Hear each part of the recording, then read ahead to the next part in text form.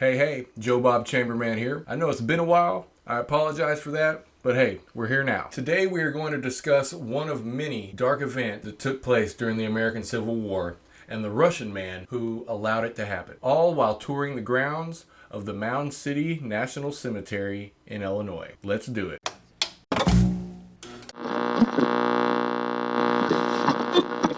So the Mound City National Cemetery is in Pulaski County, Illinois. It encompasses 10.5 acres. That's 7 American football fields or 155 tennis courts laid side by side. So it's pretty big. I was actually kind of blown away at how big it was. And it's also a very beautiful place. If you ever have a chance, go check it out. The video and the photos don't do it justice. They never do. Especially when you have somebody as who has as little skill as I do of doing videography or photography. It is the resting place for 8,262 soldiers.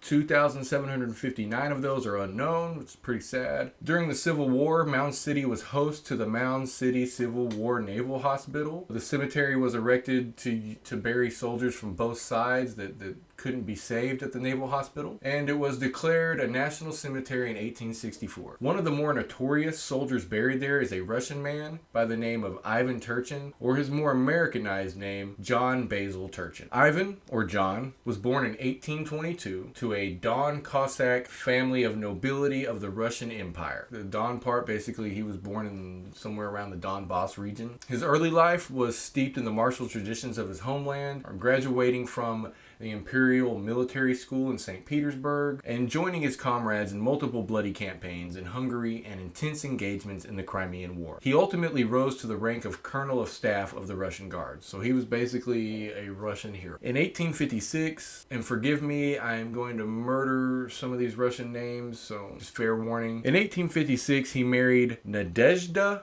Lvov, which was the daughter of his commanding officer. After exchanging vows, the couple packed up all they could carry and immigrated to the United States, landing in Chicago, Illinois, where Ivan found work on the Illinois Central Railroad. When the Civil War broke out in 1861, Ivan felt that his past experience helping defend Mother Russia could be called upon to aid the Union Army. He rose quickly through the ranks, thanks in part to his fearlessness on the battlefield and his past experience. You're probably saying to yourself right now, hey, Ivan doesn't sound like that bad of a guy. In fact, he almost sounds like a hero. And you wouldn't be wrong. He did play an important role in pivotal battles during the Civil War, and, we won some of those because of him. But once you go evil, it doesn't matter what you did before. It only matters that people were unjustly harmed because of the decisions that you made. This brings us to May 2nd, 1862, Athens, Alabama. After retaking Athens for the Union Army, Ivan assembled his men, and he told them, I shut my eyes for 2 hours, I see nothing. Then hopped on a train and left to check on defensive positions around the area. This allowed his men to burn and pillage Athens, turning it into a hellscape, and even sexually assaulting a slave who they're supposed to be freeing. Ivan didn't believe that war could be successfully waged by an invading army, with its officers and soldiers acting as missionaries of mercy. It turns out that maybe that past Russian military experience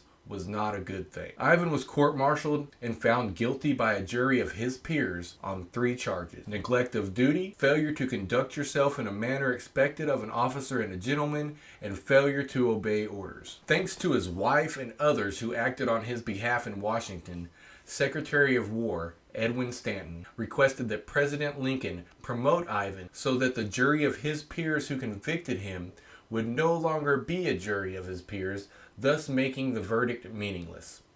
Ivan even received a hero's welcome when he returned to Chicago. Ivan would continue leading men on the battlefield until October 1864, when he suffered heat stroke on the campaign. The rest of Ivan's life, he seemed to struggle, working several different jobs until he was diagnosed with severe dementia attributed to his heat stroke and was placed in an institution in Anna, Illinois, where he died penniless at the age of 79. I almost, I don't want to be hateful or anything, but I almost think he deserved it.